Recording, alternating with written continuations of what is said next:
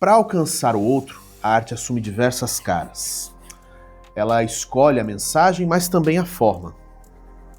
E se lança no mundo em busca de quem a compreenda. A arte é uma forma de escrever a nossa compreensão de mundo. E se você quer escrever, a caneta é um caminho, um veículo, um instrumento. Para desenhar, ela é peculiar, exige do Lewis atenção redobrada. O jovem era b-boy, passou para o desenho e escolheu uma ferramenta por vezes cruel para fazer o trabalho. Uma que não permite erros, a caneta esferográfica. Simplicidade sim, mas criando arte sofisticada, expressiva e explosiva, justamente pelo desafio que oferece. Mas e se essa simplicidade não viesse da discussão sobre a forma, e sim sobre o conteúdo? Feche os seus olhos, quero te fazer um desafio. Quantos artistas renascentistas, clássicos, barrocos, modernos e pós-modernos representam pessoas pretas? Desses, quantos o fazem em situações cotidianas, expressando a beleza tranquila de uma cena bucólica comum? Pois é. Não chega para o mundo ocidental a beleza da arte produzida por pessoas pretas, e mesmo pessoas pretas não são representadas da forma como deveriam na arte. Essa é uma obra de Arthur Timóteo da Costa, pintor e decorador brasileiro do início do século XX. Influenciado pelos grandes impressionistas como Monet, Degas, Arthur tem uma obra que, até pelos cenários que explora, que são as colinas do Rio de Janeiro, belíssimas, acaba sendo mais impactante do que os franceses. Mas Arthur não é francês. Arthur, na verdade, é esse aqui. Um homem negro, criando beleza e representando sua arte. Mas a gente não aprende sobre ele na escola, né? Arte é representação. E nesse sentido, se o Arthur criou um legado, esse legado encontra em Icor um dos seus pontos mais brilhantes. O jovem cria o que vive, representa o lugar de onde vem e as pessoas com quem viveu. Seu conteúdo revela que há uma beleza negra intensa e colorida que merece ser vista e admirada. Lewis e Icor nos desafiam a enxergar além dessa salinha escura que é o filtro da arte que a gente tem. Vem comigo que hoje o Cidadão Cult vai te apresentar um pouquinho mais dessa arte.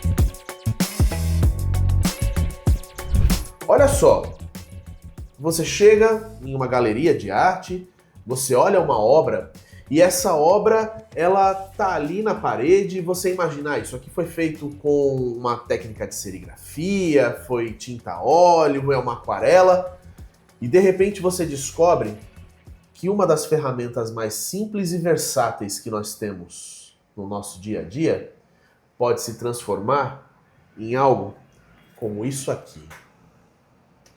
Esse é o trabalho do meu amigo Lewis, que veio aqui conversar com a gente. Satisfação, meu irmão. Na verdade, a gente que veio aqui conversar com ele Pois é. na casa dele, que é também o ateliê. Lewis, uma simples caneta abriu um mundo, um leque de possibilidades, um mundo de horizontes para você. Me conta um pouquinho disso aí. Sim, cara.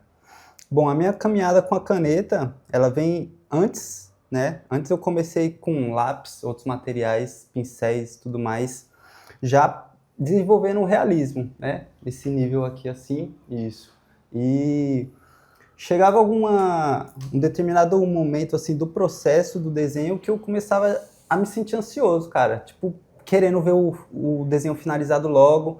E isso acabava eliminando muitos detalhes que se eu tivesse calma, paciência, teria ficado impecável. Muito melhor. Isso, entendeu? E aí eu decidi estudar o realismo que eu já fazia com lápis, com a caneta, a fim de aprimorar minha paciência mesmo, trabalhar, respirar mais e entender o que eu conseguiria fazer, né, com esse material aqui. E aí, a que conclusão você chegou? O que eu tô vendo aqui é... Sim, assim, é algo que quando eu vi da primeira vez, isso me deixou abismado, de verdade. Pela qualidade, pela precisão, pela profundidade da tua obra, que não é uma coisa só pela estética, existe um diálogo ético que você promove dentro da sua obra que é muito, muito profundo e muito legal, justamente do uso desse material tão cotidiano. Sim, né? sim, exatamente. foi algo assim que, em algum momento da minha caminhada artística, assim, eu comecei a me questionar também, né? Por que eu faço arte? Né? Qual o meu objetivo com a arte? Eu quero só fazer algo para as pessoas olharem, ou eu quero realmente tocar o coração dessas pessoas e causar algum despertar, né, nelas? E foi aí que eu comecei a realmente... Eu já estudava muito, né, filosofia, algo me questionando sobre o meu propósito aqui no mundo, porque para mim não é só, né, o padrão ali social, né, trabalhar, estudar, Nasce, casar. cresce, vive, Isso. se reproduz e morre. Não é isso, Não né? é, cara. Eu sempre senti esse vazio, já tive depressão, ansiedade, justamente por isso, né? Essas crises existenciais de entender o que eu vim fazer aqui, né? E aqui eu me encontrei, cara, porque aqui, além de elevar o meu pensamento também, eu desejo isso, elevar o pensamento de quem aprecia, né, a obra. De alguma forma ela sair daqui um degrau mais de consciência mais elevado que ela chegou. Você acredita que você usa uma ferramenta do cotidiano, que todo mundo usa todos os dias. Certo. Você acredita que a sua arte reproduz esse cotidiano por conta dessa ferramenta, que se talvez você usasse algo diferente, você produzisse uma arte diferente? Sim. Então, eu acho que, como eu vim do break, né, assim, do hip hop, que já é uma cultura, assim, bem marginalizada, bem excluída da sociedade, ela tá começando a emergir agora, entrou para as Olimpíadas e tudo mais. Eu sempre trouxe essa ótica, assim, de onde eu vim, né, do Capão. Inclusive, uma das minhas primeiras obras foi a capa do álbum do Racionais, que é Sim. do bairro que eu cresci, né? Então, eu percebo que a arte também, ela é algo assim um pouco elevado para os padrões sociais, né? Não é todo mundo que tem acesso à arte, principalmente a galera da favela, das quebradas. E, tipo, eu já vi muitas pessoas desistirem da arte porque falar, não tem um material massa, eu não tenho um papel de qualidade, um lápis de qualidade. Aí eu falei, tá, cara, mas uma caneta ela custa R$2, né? Se você pegar ali, você ir atrás... Investir em você no sentido de investir tempo. Exatamente, cara. Ali tem uma frase que eu gosto sempre de olhar para ela, que diz ali, onde existe vontade, existe o caminho. Né? Então, se você tem vontade, você quer, você consegue, cara. É só você ir atrás. E, tipo, é o que eu tento inspirar com as pessoas, desenhando com a caneta. Principalmente a nova geração, as crianças, delas entenderem que não é o material que faz o artista, entendeu? Tem pessoas que fazem arte com lama, com terra, com tudo, cara, entendeu? Você pega um pedaço de giz e começa a desenhar, e de repente sai uma obra de arte. Exatamente. Bonita como essas aqui, com uma simples caneta. Porque justamente isso, né? Que você está falando, a caneta é um vetor. Ela não é o que faz a arte, está aqui dentro da sua cabeça. Exatamente, né? Exatamente. Ela é só o material que... E, tipo, depois que eu comecei a estudar também sobre a Bic, sobre a criação dela, isso me inspirou mais ainda, porque a Bic em si, ela foi, tipo, crucial na democratização da escrita, por exemplo. Porque na época que ela foi criada, só existia caneta tinteiro, aquelas canetas onde você vai, e eram super caras, cara. A galera das favelas não tinha condição de ter uma caneta. Não tinha acesso. Como vai estudar sem uma caneta acessível? Né? E a Bic surgiu já quebrando tudo isso, para todos e todo mundo tinha acesso a ela, né? Então isso já me inspirou também a trazer esse contexto para minha arte.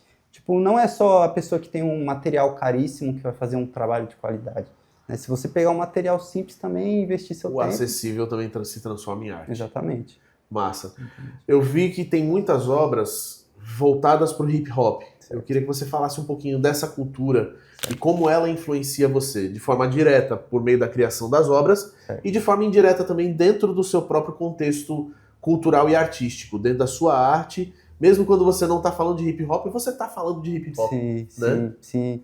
O hip hop, assim, ele moldou a minha vida e salvou a minha vida, né? Eu posso dizer assim, afirmar com todas as palavras, porque, como eu disse, eu cresci no Capão, né? Embaixo da minha casa tinha um bar, na frente tinha uma biqueira, então era uma realidade ali que todos os jovens ali ao meu redor, meus amigos que eu cresci junto, muitos foram presos, alguns morreram, justamente porque entrou nessa realidade. E no meio disso tudo, eu encontrei o break, saca? Numa escolinha lá, professor ensinando as crianças, e foi amor à primeira vista, cara. Eu bati o olho na galera dançando ali e me apaixonei de verdade, cara. Foi aí comecei a dançar, e aí no meio desse caminho fui encontrando, né, a tatuagem, a arte, e aí fui tudo se conectando, porque o meu sonho sempre foi sobreviver e viver do break, da arte. Só que, como eu tive filho cedo, casei, chegou um momento que eu tinha que, né, procurar um método de pagar as contas, que o break não estava pagando. Ainda não estava, né? Entendeu? Aí fui fazer o que eu amava fazer, o que eu amo fazer, para poder me sustentar assim, aí fui estudar tatuagem, né? O desenho realista, eu estudei muito ele antes de entrar na tatu. E tipo, essa visão do break, eu senti assim, a necessidade de, quando eu entrasse no mundo artístico, assim, né, no mercado da arte, eu queria homenagear o break, sabe, fazer um tributo a ele, porque foi ele que me transformou em quem eu sou trouxe hoje. você até aqui, né? Entendeu? Então, tipo, eu falei, como entrar melhor no mercado da arte, fazendo uma homenagem pro hip hop, né, que é da onde eu vim. Tá. Agora, a gente estava falando um pouquinho aqui antes sobre como a dança é algo que te conecta contigo mesmo, Isso, né? momento. A arte, pintar, desenhar, também faz isso com você, também te traz para um lugar de paz dentro de você hoje. Porque você fala que quando você estava desenhando com o lápis, você ficava meio ansioso, isso meio que dava um bloqueio em alguns detalhes e tudo mais. Isso. Com a caneta, você sente que você conseguiu ir além, que você passou esse bloqueio, que você venceu isso, e hoje a arte te leva para esse lugar de paz? Sim, sem dúvidas. Porque o lápis, querendo ou não, ele nos dá uma certa liberdade, né? Você está desenhando de lápis, você tem a liberdade da borracha ali do seu lado.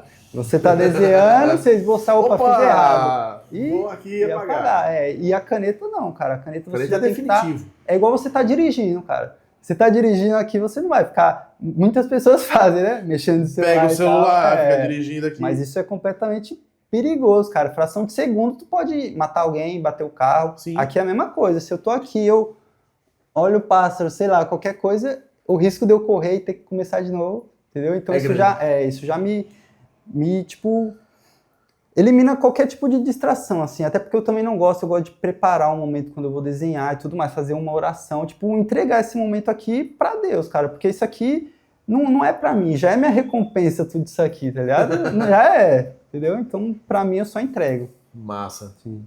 Muito legal. Sim. Cara, valeu. Massa demais, valeu cara. Mesmo. Agradeço muito. Que é isso. Eu que agradeço por você trazer algo tão diferente, inovador, criativo para a realidade que a gente tem. Sim. E não para não, cara. Sim, é bom demais de ver isso aí. Sim. Aonde você trabalha como tatuador? Onde que é o teu estúdio? Tatuador eu atendo aqui, né? Meu estúdio aqui mesmo e lá ao lado do Shopping Manaíra também. É isso. Massa. Tatu Beach. Tatu Beach. Pronto. Agora você já sabe como encontrar o rapaz aqui. Assim, passa também pra gente o seu Instagram. Pronto. Meu Instagram é Louis Fine Arts. Fine Arts com um Z no final. Pronto. Tudo junto. Facinho, você vai encontrar a arte desse rapaz aqui, ali. E olha, você vai se surpreender. Porque realmente é algo... É lindo demais. Eu sou besta com isso aqui. Daqui a pouquinho a gente vai voltar conversando com o Icor. É um outro grande artista que a gente está conversando já tem um tempinho, que a arte dele realmente chamou muito, muito, muito a nossa atenção. Daqui a pouquinho a gente fala com ele.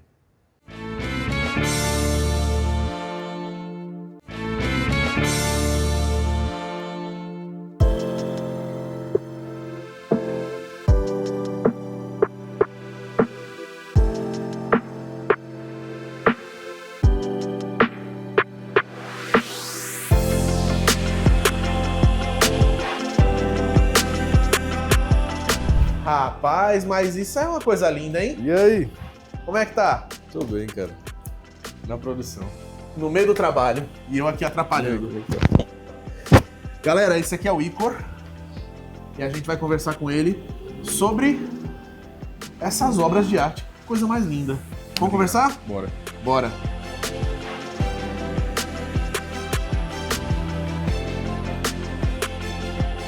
Icor.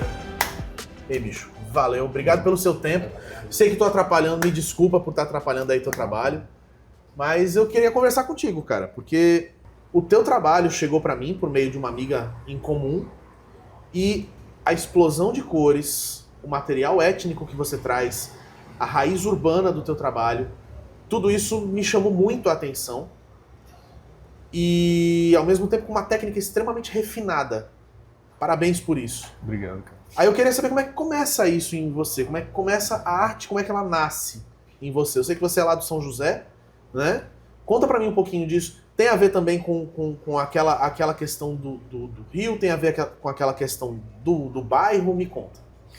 Cara, meu processo criativo, acho que desde sempre, ele surge daquilo que eu absorvo, sabe? Seja aquilo que é visível, seja aquilo que é invisível, mas aquilo que a gente herda dos ancestrais, sabe?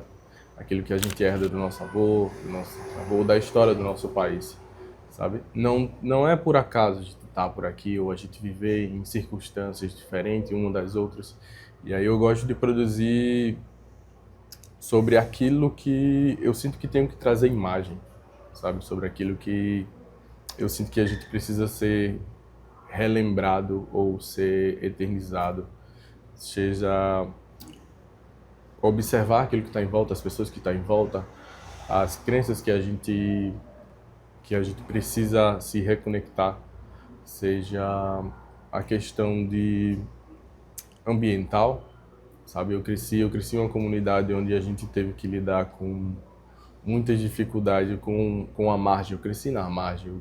Eu cresci observando e entendendo o que é viver na margem, sabe? E tanto literalmente na margem do rio, quanto na margem social e Da urbana, sociedade, sabe? Então, eu acho que meu trabalho é sobre trazer imagem para aquilo que a gente não pode esquecer, sabe? Sobre a nossa força, sobre a nossa memória, sobre afeto. Eu acho que meu trabalho é trazer visão e presença para aquilo que a gente não pode esquecer, sabe? Para aquilo que acaba ficando oculto diante dessas dificuldades urbanas, diante dessas dificuldades que a gente passa. E aí, obviamente, traz a questão étnica, sabe? Étnica racial.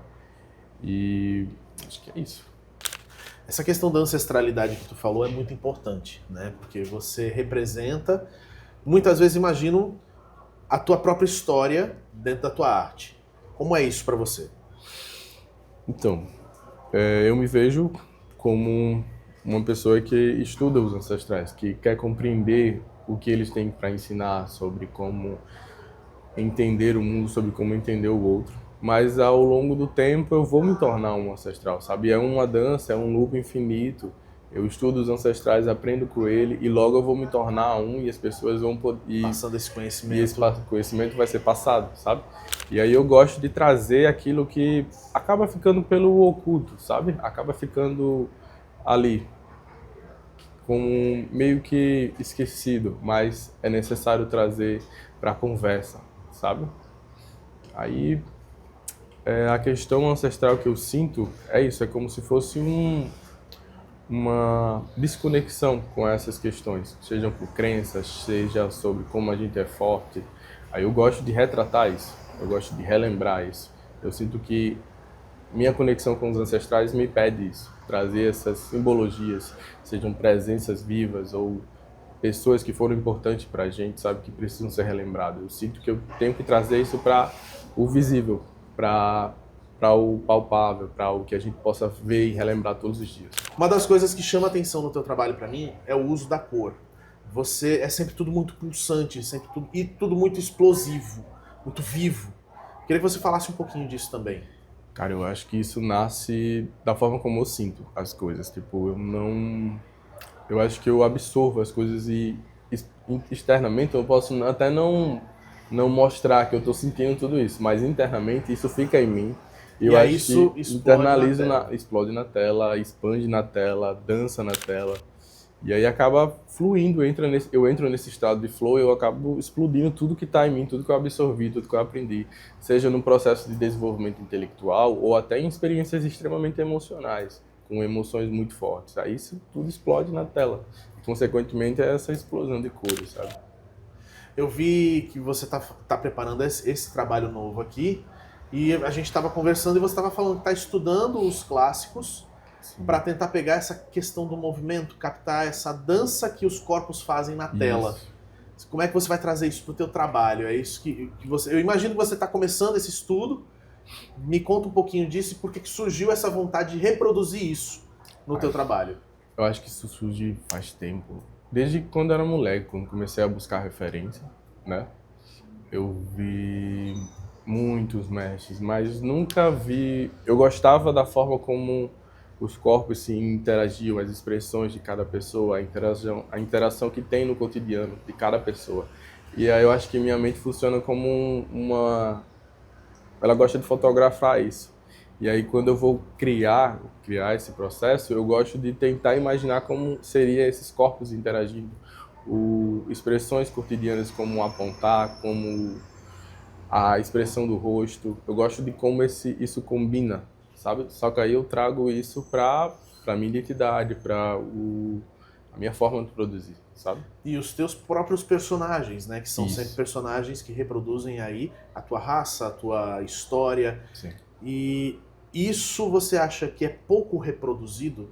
Você acha que é, como você mesmo disse, você está querendo que a sua arte ela traga visibilidade para algo que ninguém vê. Tu acha que realmente a gente precisa reproduzir mais isso, precisa mostrar mais essa questão da tua raça mesmo, que eu estou dizendo, porque realmente uma coisa que a gente não vê ao longo da história, o negro reproduzido na arte. E quando a gente vê é sempre numa posição muito desigual. É uma compensação que você tenta fazer para essa falta de história dentro da reprodução da arte ocidental? Cara, assim, acho que a gente pode pegar exemplos como o Arthur Timóteo da Costa. Pouca gente assim conhece o cara. Mas todo mundo conhece um Picasso, um Van Gogh. Só que esse cara viveu no mesmo período que eles, entendeu? E produziu arte tão bonita quanto. Exatamente. E tão relevante quanto. E eu acho que tem essa dor coletiva, sim, não só no cenário da arte. E aí, como artista, eu acabo absorvendo isso, sabe? E acabo precisando e gostando de trazer.